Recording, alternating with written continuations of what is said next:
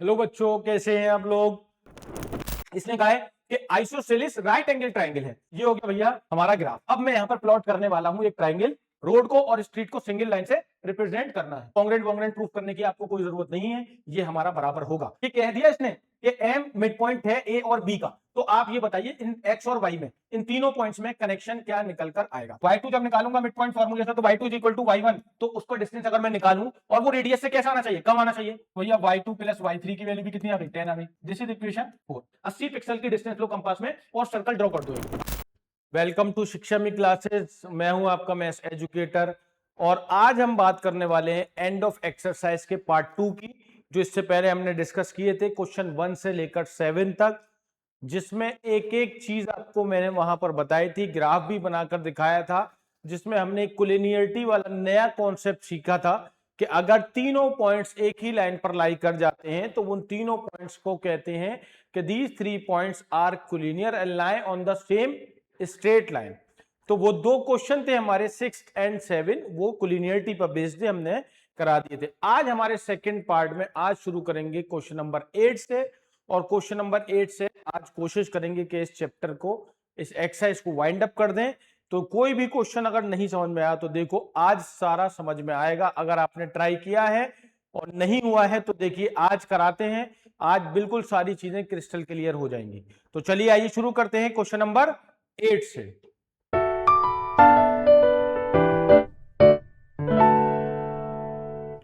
Question number 8 कह रहा है कि using the origin as one vertex, जो ओरिजिन है उसको एक वर्टेक्स मान लेना है आपको, प्लॉट करना है द वर्टिसेस ऑफ, एक राइट एंगल आइसोसेलेस ट्राइंगल बनाना है। क्या करना है आपको, एक राइट एंगल आइसोसेलेस ट्राइंगल बनाना है। ट्राइंगल की 3 वर्टिसेस होती हैं, उन 3 में से एक वर्टिसेस आपको मान लेना है कि ओरिजिन है, बाकी 2 वर्टिसेस आपको देखनी है कहां पर आएंगी। और वो जो ट्राइंगल है वो कैसा होना चाहिए, आइसोसेलेस राइट एंगल ट्राइंगल होना चाहिए। आइसोसेलेस राइट एंगल ट्राइंगल की प्रॉपर्टी क्या होती है,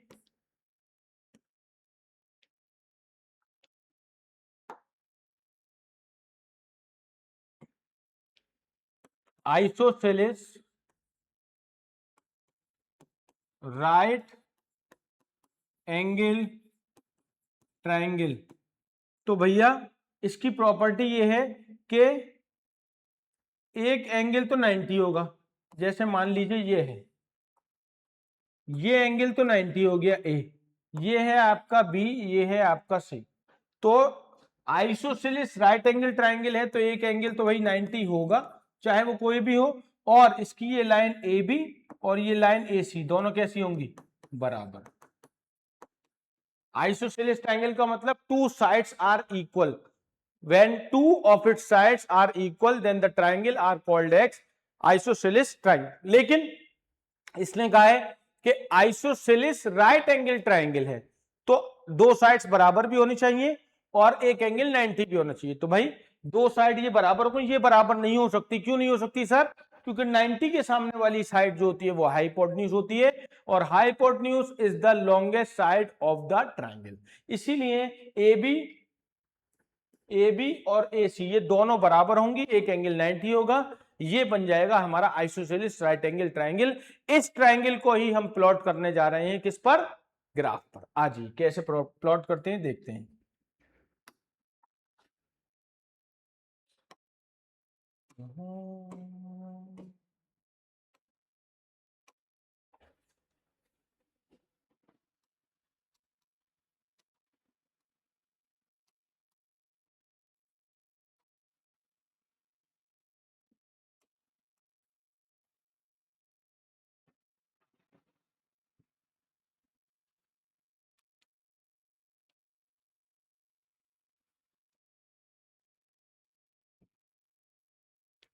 ठीक है,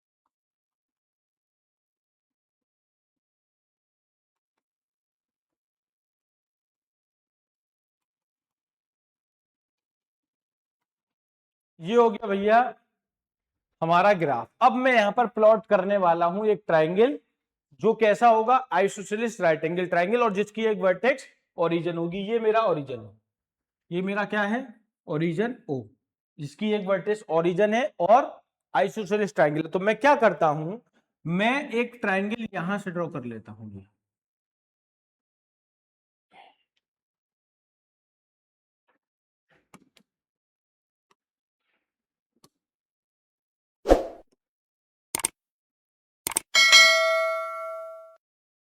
ठीक है भाई, ये जो है मेरा,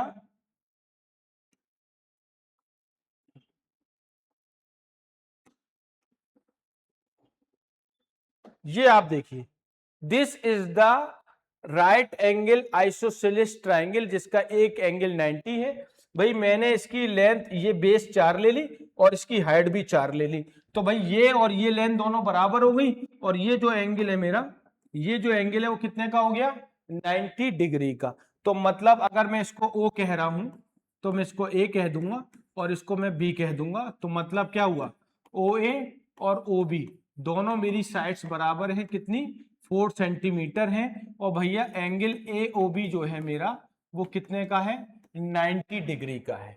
this is the right angle isosceles triangle, ठीक है, जिसकी एक वर्टेक्स ओरिजिन है। तो हमने ये बना दी। अब आपका आंसर वेरी कर सकता है, आपके आंसर अलग भी आ सकता है। क्यों भाई, मैंने 4 ली है इसकी बेस, आप 5 ले लो, 6 ले लो, लेकिन जितनी आप इधर बेस ले रहे हो उतनी ही उसकी हाइट आपको लेनी पड़ेगी, तभी तो आइसोसेलेस राइट एंगल ट्राइंगल बनेगा।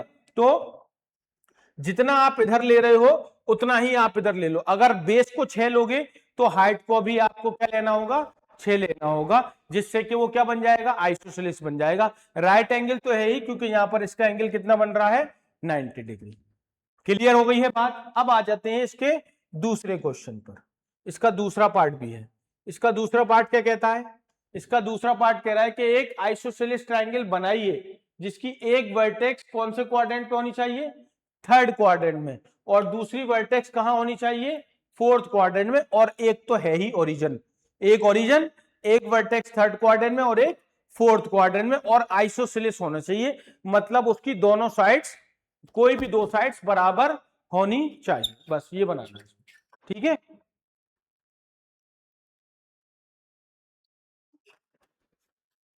चलिए बना लेते हैं।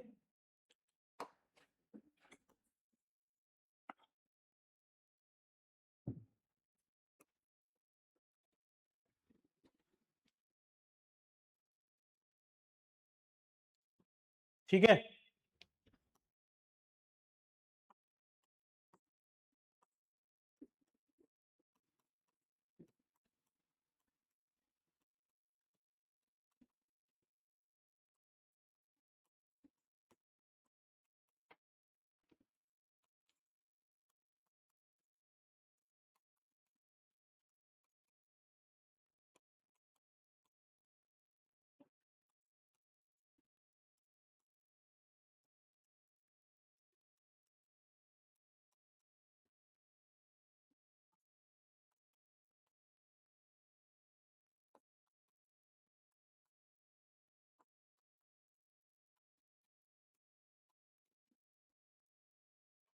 ट्राइंगल जिसकी एक वर्टेक्स कहां है, ओरिजिन पर।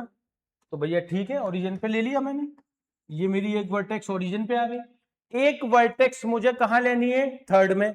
तो भाई एक वर्टेक्स में यहां पे थर्ड पे ले लेता हूं, ये आ गई। इसके कोऑर्डिनेट क्या है, -5 और -5, ठीक है।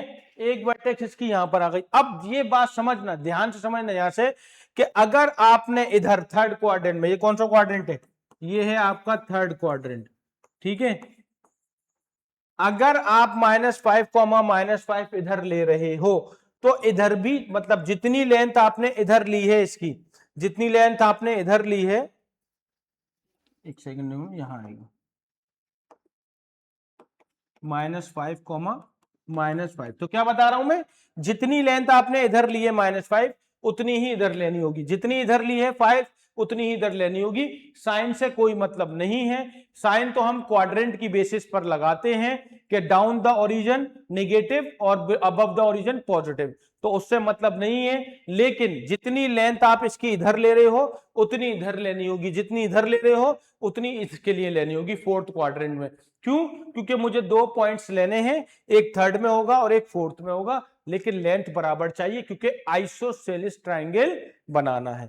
तो इधर 5 और इधर भी 5 -5, इधर -5 और इधर 5, तो ये आ गया भैया x5 और y -5। और एक आपकी क्वाड्रेंट ओरिजिन ये है, एक आपका ये है।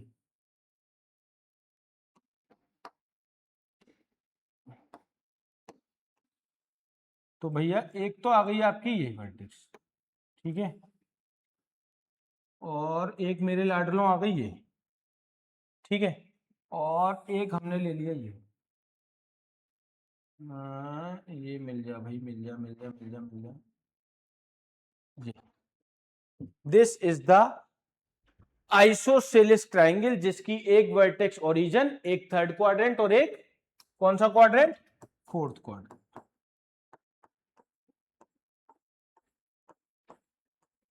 अब आप देखो, अब आप जानते हो कि भैया ये आइसोसेलेस ट्राइंगल होगा ही होगा। क्यों? क्योंकि जितनी इसकी लेंथ इधर है उतनी ही लेंथ इधर है, जितना ये इधर से जाएगा उतना इधर से जाएगा। और दूसरी चीज आप जानते हो कि अगर ये परपेंडिकुलर बाइसेक्टर है, समझा दूं, परपेंडिकुलर, ये क्योंकि परपेंडिकुलर बाइसेक्टर है तो इसकी ये साइड और इसकी ये साइड बराबर, ये एंगल, ये लेंथ कॉमन, और एक एंगल भाई, एक इस ट्राइंगल की ये साइड बराबर, दो कॉन्ग्रुएंट ट्राइंगल में डिवाइड हो गया है ना, एक ट्राइंगल ये है एक ट्राइंगल ये है, दो कॉन्ग्रुएंट ट्राइंगल हो गए। जब दो ट्राइंगल कॉन्ग्रुएंट होते हैं तो ये लेंथ और ये लेंथ क्या हो जाती हैं, बराबर हो जाती हैं। जब ये बराबर हो जाएंगी तो ये क्या बन जाएगा, आइसोसेलेस। बराबर के कॉन्ग्रुएंट कैसे होगा, ये इसके बराबर, ये कॉमन आपकी भाई, ये साइड इसके बराबर, और एक एंगल क्या आ जाएगा 90।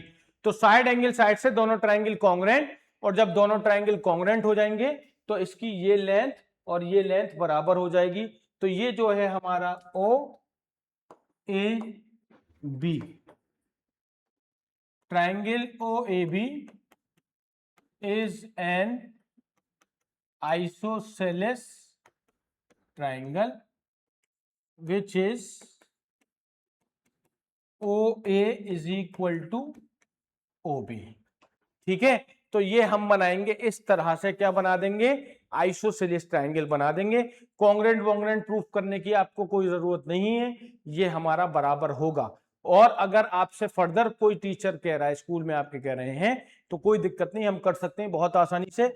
ये और ये दोनों ट्राइंगल कॉन्ग्रुएंट होंगे, जब दोनों ट्राइंगल कॉन्ग्रुएंट होंगे ये और ये साइड उसकी क्या हो जाएगी, बराबर हो जाएगी। समझ में आ गई ये बात। वैसे ही हमें यहां पर वैसे दिख रहा है कि हमने ये लेंथ और ये लेंथ दोनों कैसी लिए, ये लेंथ और यहां से बराबर लिए, तो ये हमेशा हमेशा बराबर आएगी। समझ में आ गई है बात। तो ये इस तरह से आइसोसेलेस ट्राइंगल ड्रॉ कर दिया जाएगा। ठीक है, तो चलिए अगले क्वेश्चन की तरफ मूव करते हैं।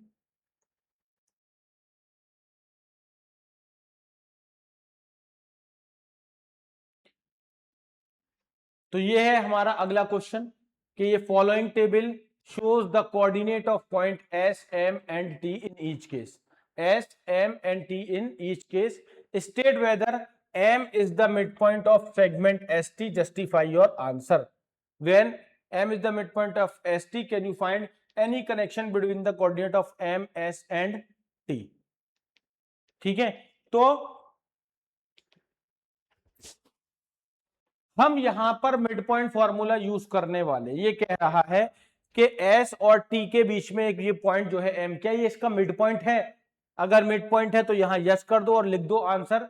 रीजन क्या लिख दोगे इसका आप, कि किस वजह से है, कि हम यहां पर एम का डिस्टेंस इधर से और इधर से बराबर है, या लिख दीजिए by using mid point formula. Mid point formula हम आपको बता चुके हैं अपने इंट्रोडक्शन वाली वीडियो में, तो आप यहां कहेंगे by using midpoint formula. Mid point formula जानते हैं क्या है? मिड पॉइंट फॉर्मूला होता है कि x is equal to x1 plus x2 upon 2 और y is equal to y1 plus y2 upon 2। ये होता है अपना मिड पॉइंट फॉर्मूला। अब जैसे कि मैं इस एक पॉइंट को आपको बनाकर दिखा देता हूं। जैसे कि एक लाइन है, यहां पर आपका s है जिसके कोऑर्डिनेट हैं -3,0। एक पॉइंट है आपका t जिसके कोऑर्डिनेट हैं 3,0। एक पॉइंट है आपका m 0,0। ये मिड पॉइंट ही कह रहे हैं कि होगा या नहीं होगा। पहले हम चेक कर लेते हैं कि s और t का मिड पॉइंट क्या आएगा। अगर s और t का मिड पॉइंट 0,0 आ रहा है मतलब ये बात सही है कि हाँ भाई m is the mid point of st। ठीक है, तो हम चेक कर लेते हैं। तो भाई इसको x और इसको y मान लूं मैं। ठीक है, तो x is equal to x1 की वैल्यू -3 प्लस x2 की वैल्यू 3/2। -3 + 3 कैंसिल, 0/2 0। तो x कितना आ गया भैया? 0 आ गया। अब आ जाओ किस पर? y पर। तो y is equal to y1 कितना है? 0 प्लस y2 कितना है? 0। 0 + 0/2 तो 0/2 कितना आ गया? 0। इसका मतलब x और y क्या आ रहे हैं? दोनों 0 आ रहे हैं। मतलब s और t के मिड पॉइंट क्या आ रहे हैं? 0,0। और यही हमें दे रखे हैं। मतलब ये हुआ कि जो हमारी बात है वो सही है। Yes, bye mid point. ठीक है, बाय मिड पॉइंट से हमने बता दिया कि हाँ भाई ये इसका मिड पॉइंट होगा। ठीक है, मिड पॉइंट फॉर्मूला लिख लो, by mid point formula, MPF, by mid point formula. अब आ जाओ इस पर। ठीक है, इस पर आ जाओ।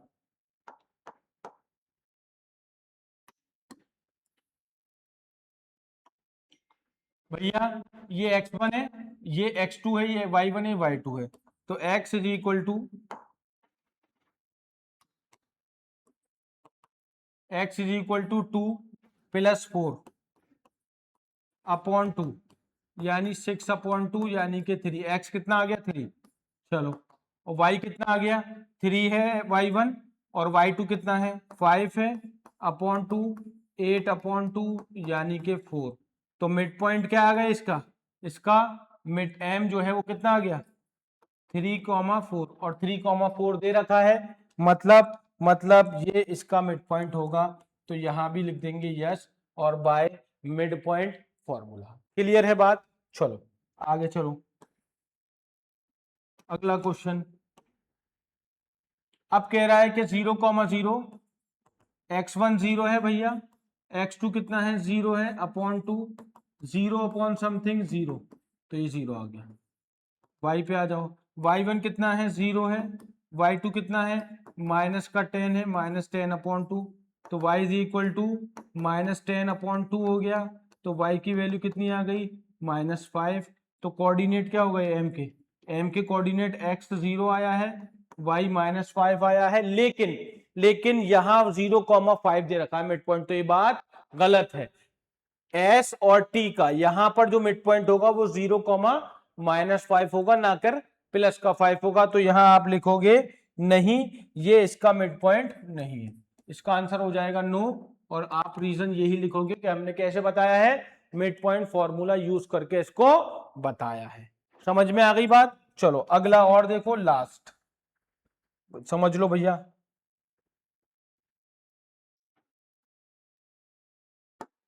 x is equal to x1 -8, x2 6 upon 2, -8 + 6 -2/2 -1।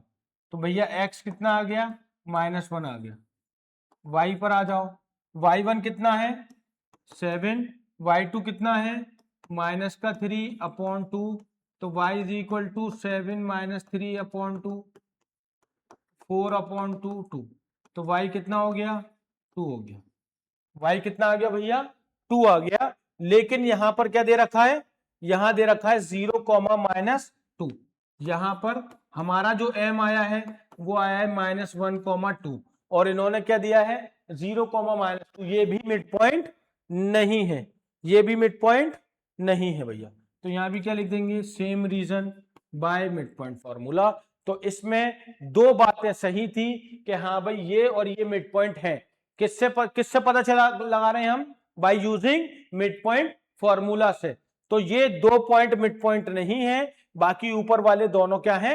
Mid point है। और किससे पता लगाया है? By using mid point formula. समझ में आ गई है बात? किसी तरह की कोई दिक्कत वाली बात नहीं होगी। ठीक है,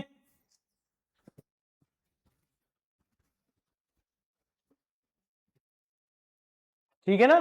चलो, अब एक बात और कह रहा है कि when m is the midpoint of st, can you find any connection between the coordinate of m, s and t? इनके कोऑर्डिनेट्स के बीच में कोई कनेक्शन आप फाइंड कर सकते हैं? हाँ बिल्कुल फाइंड कर सकते हैं भाई। अगर m मिड पॉइंट है उसका, तो m जो होगा वो जितनी दूरी इधर होगी उसकी, मतलब अगर जैसे कि ये ले लो, जैसे ये ले लो -3 0 0 0 0, ये इसका मिड पॉइंट था, वहां भी दिख गया। तो ये ms, ये m और s और m और t दोनों कैसे होंगे? बराबर होंगे। तो यही इसका कनेक्शन है कि अगर m मिड पॉइंट है तो m से s की दूरी और m से t की दूरी दोनों क्या होंगी? बराबर होंगी।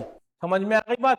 और ये जो कोऑर्डिनेट्स हैं, ये जो कोऑर्डिनेट्स हैं वो इसके बिल्कुल बीच में लाए करेंगे।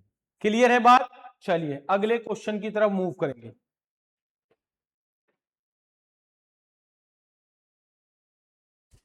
Question number 10, use the connection you found to find the coordinates of b given that m -7, 1 is the midpoint of a 3, -4 and b x, y। मतलब -7, 1 मिड पॉइंट है a और b का। -7, 1 क्या है? a और b का mid point है। ठीक है,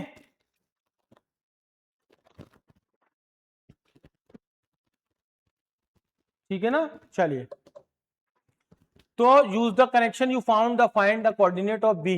मैं यहां पर आपके लिए इसकी फिगर बनाता हूं पहले। ये हो गई इसकी फिगर।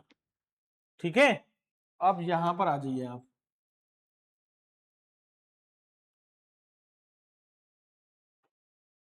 भैया एक पॉइंट हमारा ये है कि 3, -4 है, और जो पॉइंट हमारा m है वो क्या है? m -7, 1 है। और b क्या है? ये कह दिया इसने कि m मिड पॉइंट है a और b का। तो आप ये बताइए इन x और y में, इन तीनों पॉइंट्स में कनेक्शन क्या निकल कर आएगा? तो कोई दिक्कत नहीं, आप यहां लिखोगे m is the mid point of AB, then we use midpoint formula to find the relation या to find the connection। चलो, तो x is equal to x1 plus x2 upon 2 होता है। ये x1 है, ये y1 है, आप जानते हो ये x और y है भैया, ये x2 और y2 होता है। ठीक है, समझ गए? x1 y1 xy और x2 y2। ठीक है, x की जगह -7 रख दिया, x1 की जगह आपने 3 रखा, x2 की जगह x रख दिया, और ये आ गया आपका 2। 2 इधर जाएगा मल्टीप्लाई में, तो 2 इंटू 7 माइनस का 14 हो जाएगा। लिख दूं? -7 इंटू 2 हो गया, और ये 3 प्लस x है। ठीक है, तो ये आ गया -14। ठीक है, is equal to 3 plus x, minus का 14, 3 इधर आएगा, माइनस का 3 is equal to x, minus का 17 is equal to x। This is the value of x when we use the relation between m, a and b।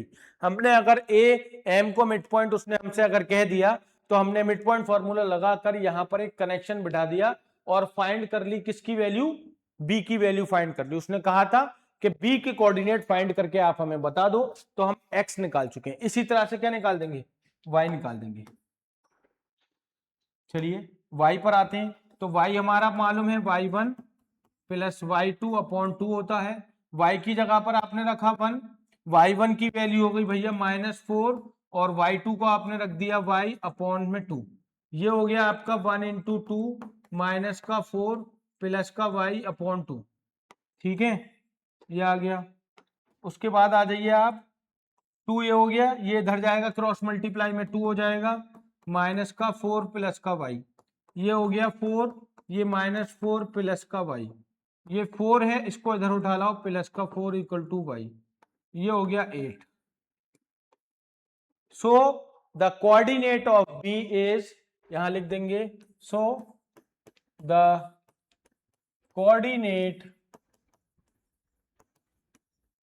Of b is, x कितना निकाला लाडलो, minus का 17, minus का 17 और y कितना है 8।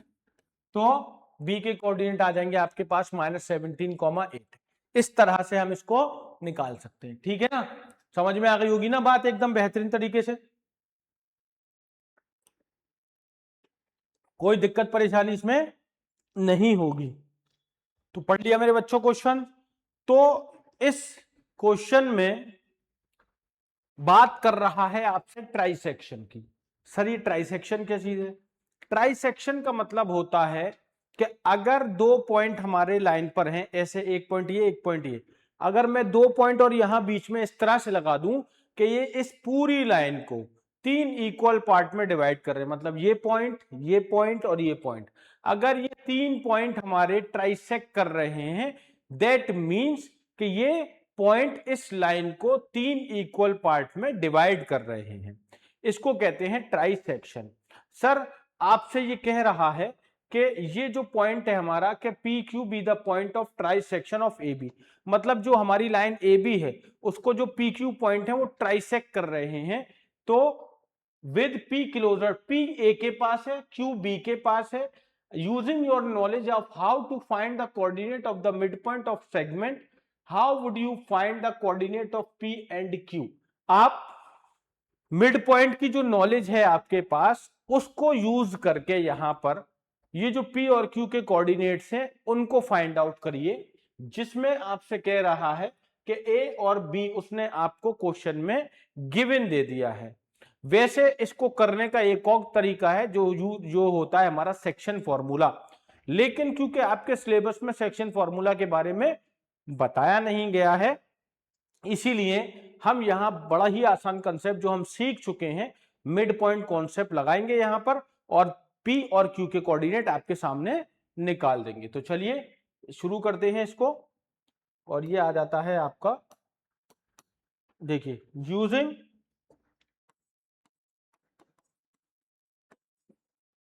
Mid point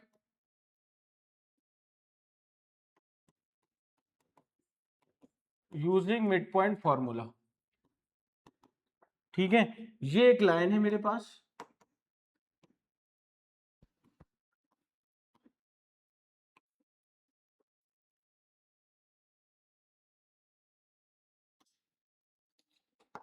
जिसका एक कोऑर्डिनेट क्या है भैया 4,7 है सर, जिसका बी कोऑर्डिनेट क्या है 16,-2 है, एक कोऑर्डिनेट है पी को मैं मान लेता हूं यहां ए के बराबर पे, और एक कोऑर्डिनेट है क्यू।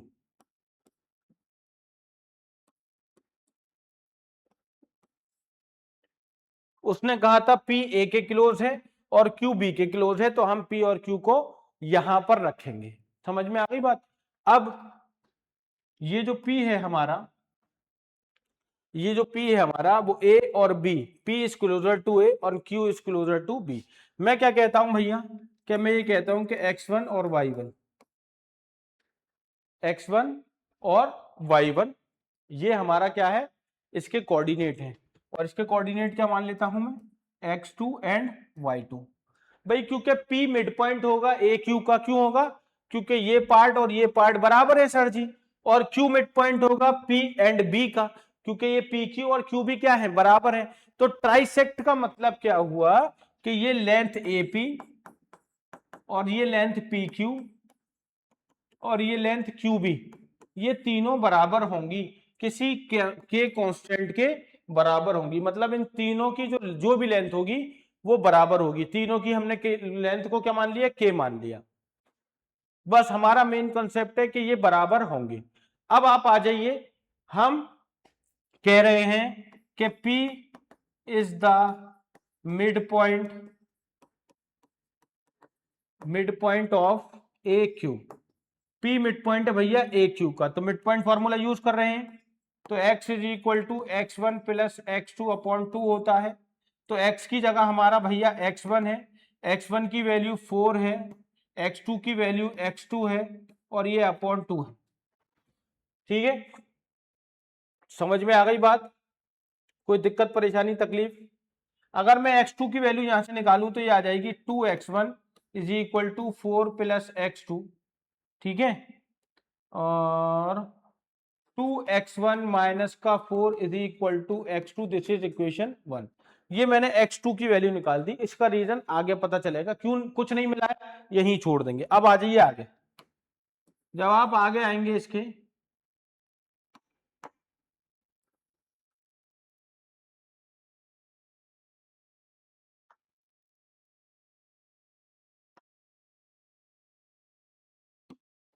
जब आप आगे आएंगे तो आप कहेंगे भाई y1 की बात करेंगे कि y1 is equal to, sorry, y is equal to होता है y1 प्लस y2 अपॉन 2।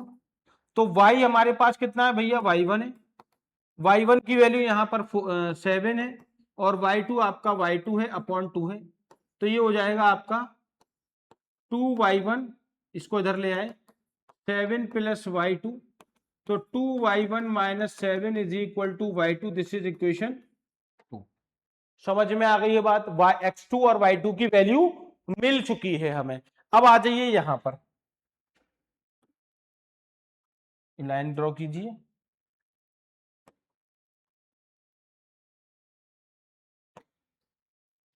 ठीक है, अब Q यहां लिखिए, Q इज द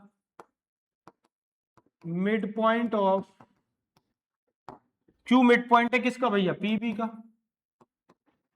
ठीक है, तो यहां पर फॉर्मूला लगाएंगे, तो मिड पॉइंट x2 है तो यहां x2 लिखेंगे, ये x1 प्लस का 16 अपॉन में 2। क्लियर है बात? x2 की वैल्यू ये जो x2 की वैल्यू निकाली है आपने, इसको यहां रख दीजिए, तो ये क्या आ जाएगा, 2x1 minus 4 is equal to x1 plus 16 upon 2।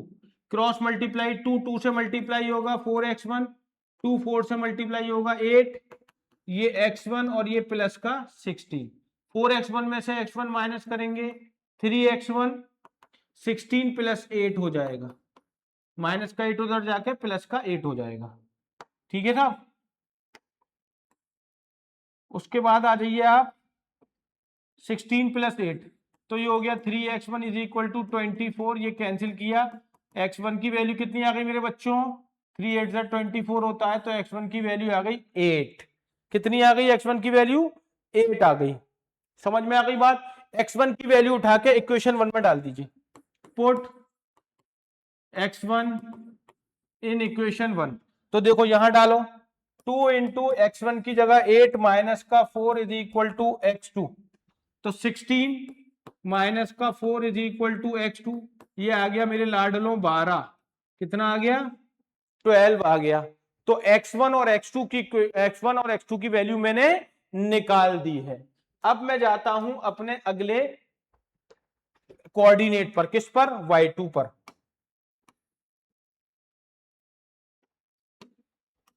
y2 जब निकालूंगा मिड पॉइंट फॉर्मूले से, तो y2 is equal to y1 plus का, प्लस है माइनस हो जाएगा, तो y1 माइनस का 2 अपॉन 2। y2 की वैल्यू आपने क्वेश्चन में निकाली थी 2y1 माइनस 7, तो आप यहां लिख देंगे 2y1 minus 7, y1 minus 2 upon 2। 2 इधर भेजो 4y1 माइनस का 14, ये y1 माइनस 2, 4y1 इसको इधर उठा के लाओगे 3y1 माइनस का 2 इधर ले जाओगे प्लस का 14, 3y1 इज इक्वल टू हो जाएगा 12, ये कैंसिल हो जाएगा, y1 की वैल्यू आ गई 4। कितनी आ गई y1 की वैल्यू 4। इस 4 को उठाऊंगा मैं, y1 को उठाऊंगा और यहां डाल दूंगा इक्वेशन 2 में। तो देखो मैं यहां डाल रहा हूं 2 into 4 minus 7 is equal to y2, 8 minus 7 1, तो y2 लाड लो कितना आ गया 1, x1 x2 y1 y2, ये चारों कोऑर्डिनेट हम निकाल चुके हैं। x1 y1 कौन था p, तो x1 की वैल्यू मेरे बच्चे कितनी आई है 8, और y1 की वैल्यू कितनी आई है मेरे बच्चे 1, तो 8,1। x2 की वैल्यू कितनी आई है 12 आई है सर। y2 की वैल्यू कितनी आई है, y2 की वैल्यू सॉरी y1 4 था, सॉरी सॉरी सॉरी y1 4 था, 8,4, ठीक है। x2 12 और y2 1, तो 12,1। ये आ गए हमारे p और q के कोऑर्डिनेट जो हमसे निकलवा रहा था। समझ में आ गई बात। हमने कौन सा कॉन्सेप्ट यूज किया है, मिड पॉइंट फॉर्मूला यूज किया है, जो ट्राइसेक्ट कर रहा था। ट्राइसेक्शन में हमने p को मिड पॉइंट माना aq का मिड पॉइंट फॉर्मूला लगाया, q को मिड पॉइंट माना pb का मिड पॉइंट फॉर्मूला लगाया, हमारे पास रिलेशन मिले, इक्वेशंस माना हमने उनको, हमने यहां इक्वेशंस को सॉल्व किया। बहुत सिंपल है। अगर कुछ भी दिक्कत आ रही है दोबारा वीडियो को देखिएगा, लेकिन मुश्किल नहीं है, समझ में आ जाएगा अगर एक बार ही कायदे से देख लोगे। क्लियर है बात। तो चलिए ये कंप्लीट हो गया क्वेश्चन। अब चलते हैं अपने नेक्स्ट क्वेश्चन पर। देखिए क्वेश्चन पढ़ लिया मेरे बच्चों। क्या है, given the points A B C, ये 3 पॉइंट्स हैं, show that they lie on a circle, show करना है कि ये सर्कल पर लाई करेंगे के, एक सर्कल का नाम दे दिया है के, जिसके सेंटर ओरिजिन है, जिसका रेडियस के है, गिवन सेकंड पॉइंट है, ये पहला पॉइंट है, पहला पॉइंट ये आपको प्रूफ करना है कि तीनों पॉइंट सर्कल पर लाई करेंगे, जिसका सेंटर भी आपको गिवन है। तो हम एक सर्कल बना लेते हैं, कोई दिक्कत वाली बात नहीं है।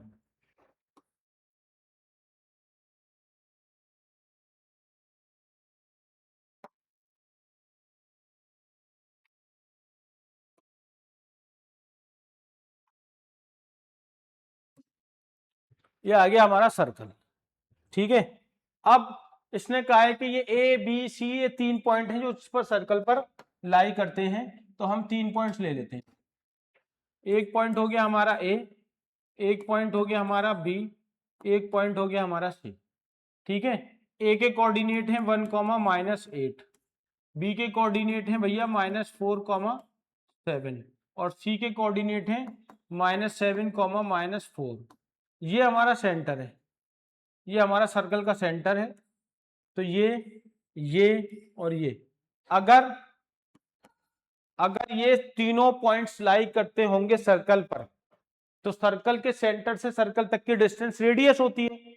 तो मेरे बच्चों ये भी आर होगा, ये भी आर होगा, ये भी आर होगा। इसका मतलब ये डिस्टेंस, ये डिस्टेंस और ये डिस्टेंस तीनों कैसी आनी चाहिए, बराबर आनी चाहिए, तभी ये तीनों पॉइंट सर्कल पर लाई करेंगे। आप जानते होंगे the distance from the centre to the circle boundary is called radius, यही तो रेडियस होता है।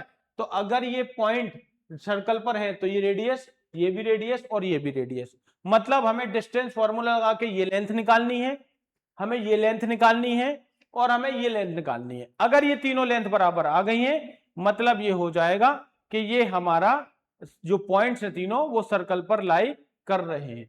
सेंटर क्या है, सेंटर है भैया 0,0, तो मैं इसको कह देता हूं 0,0 is the centre of the circle. कोई दिक्कत इसमें, कोई दिक्कत परेशानी तकलीफ इसमें तो बताइए। बिल्कुल क्रिस्टल क्लियर होगी बात। पानी पी लें जरा।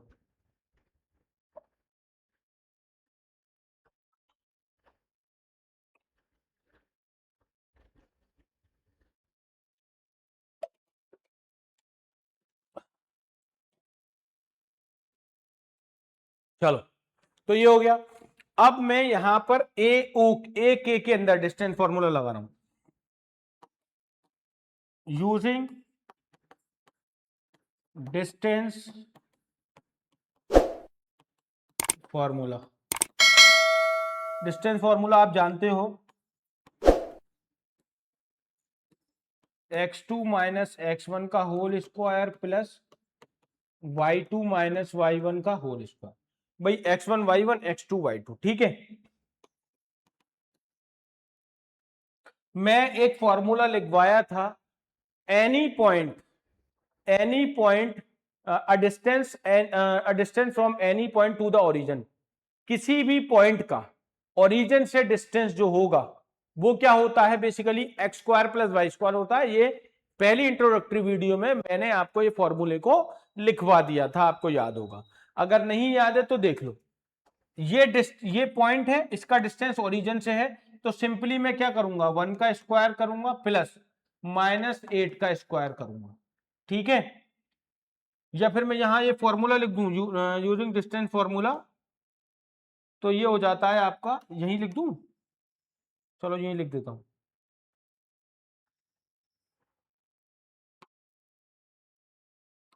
X square plus y square using distance formula, distance from origin. हम कहां से डिस्टेंस निकाल रहे हैं, ओरिजिन से।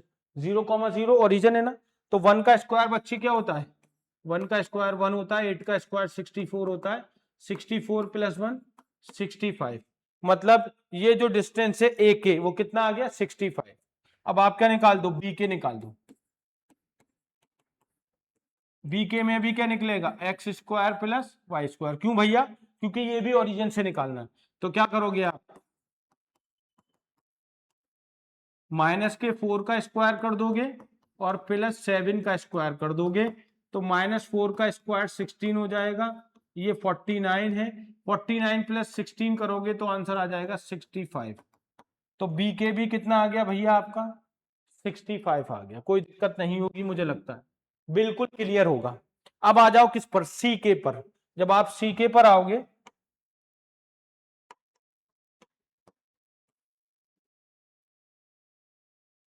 सी के पर आ जाओ, सी के में भी आप देखोगे तो पॉइंट का डिस्टेंस ओरिजिन से निकालना है। तो -7 का स्क्वायर, -7 का स्क्वायर प्लस -4 का स्क्वायर, तो ये कितना हो गया देखो,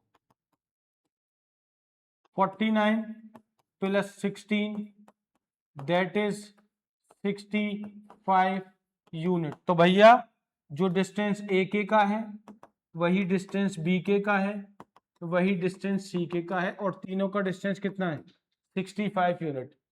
this shows that these 3 points lie on the circle। क्योंकि भैया ये डिस्टेंस बराबर हैं और ये हमारा रेडियस है, इसका मतलब ये तीनों पॉइंट सर्कल की बाउंड्री पर लाई करते होंगे। तो यहां लिख देंगे, these 3 points lies on the circle. कहां लाई करेंगे, ये सर्कल पर लाई करेंगे। कोई दिक्कत परेशानी तकलीफ, ये था मेरे बच्चों पहला पार्ट। दूसरा क्या है, given the point D -5,6 and E 0,9, check whether D and E lie within the circle or on the circle outside the circle. मतलब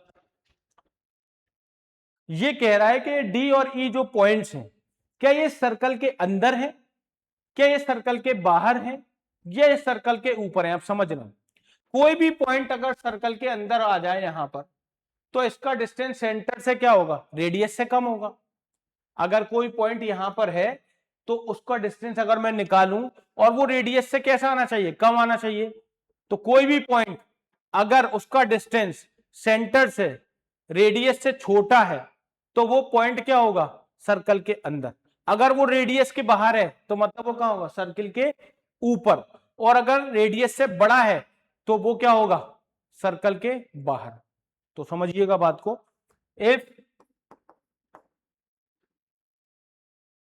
तो मैं डी निकालता हूं, पॉइंट मेरा क्या है, डी कितना दे रखा है -5,6, और इसका डिस्टेंस कहां से निकालता हूं, ओरिजिन से, तो डिस्टेंस इज इक्वल टू -50 मतलब -5 का स्क्वायर।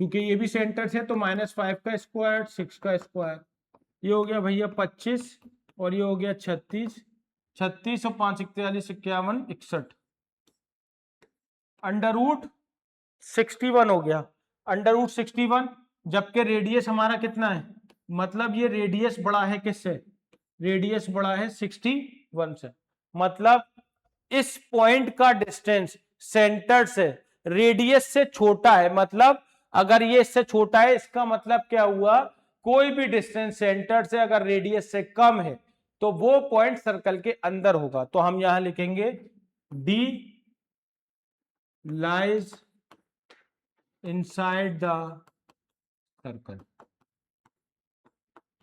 डी कहां पर है भैया, सर्कल के अंदर है। अब आ जाओ आगे,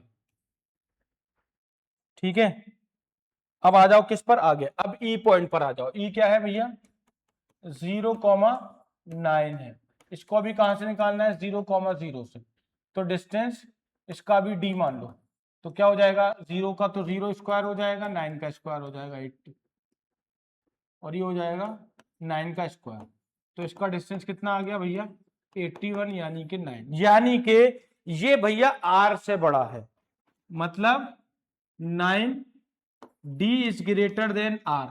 ये डिस्टेंस सेंटर से जो डिस्टेंस हमने निकाला है ई का, वो रेडियस से बड़ा है, मतलब इससे बड़ा है, तो यहां पर है, बाहर है, कहीं पर भी है, बाहर है, तो आप लिखेंगे ई लाइज आउटसाइड द सर्कल। जो हमारा ई पॉइंट है वो सर्कल के बाहर लाई करेगा। समझ में आ गई बात। तो if any point lies inside the circle, then radius is greater than that distance. If any point lies on the circle, then r is equal to d. The distance of the point from the center of the circle is equal to the radius of the circle. Then the point lies on the circle. समझ में आ गई बात। अगर कोई distance निकाल रहे हो centre से और वो रेडियस के बराबर आ जाता है, तो इसका मतलब ये होता है कि वो जो पॉइंट है हमारा वो सर्कल के ऊपर है। ठीक है, मैं लिख देता हूं, है ना, इसको लिख देता हूं मैं, आपको याद रहेगा।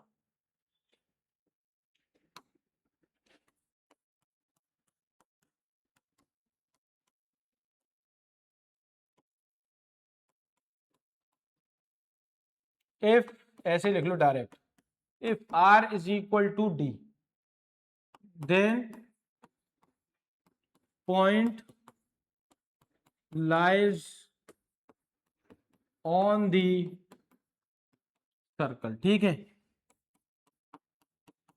If r greater than d, radius d से बड़ा है, then point lies inside the circle। Third point, if r less than d, then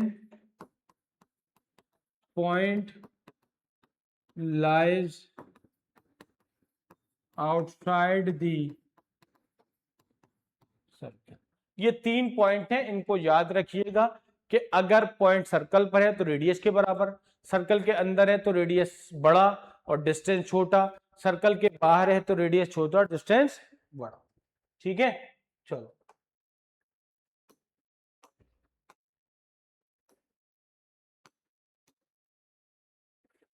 चलिए चैप्टर क्वेश्चन 13 की बात करते हैं। यार लेकिन क्वेश्चन 13 के बाद अभी हमारे पास 14, 15, 16 और ये क्वेश्चन है, लेंथी हो जाएगा ये थोड़ा पार्ट, तो इस पार्ट को यही वाइंड अप करते हैं। ये हमारा पहला पार्ट हो गया, इसको यही वाइंड अप करते हैं क्योंकि वीडियो बहुत लेंथी हो जाएगी। इसीलिए इस वीडियो को 2 पार्ट में डिवाइड करते हैं, पार्ट ए और पार्ट बी में, या पार्ट 1 और पार्ट 2 में। पार्ट 1 में हमारे क्वेश्चन 12 हो जाएंगे, उसके बाद हम इसके बाद की बात करेंगे क्वेश्चन नंबर 13 से।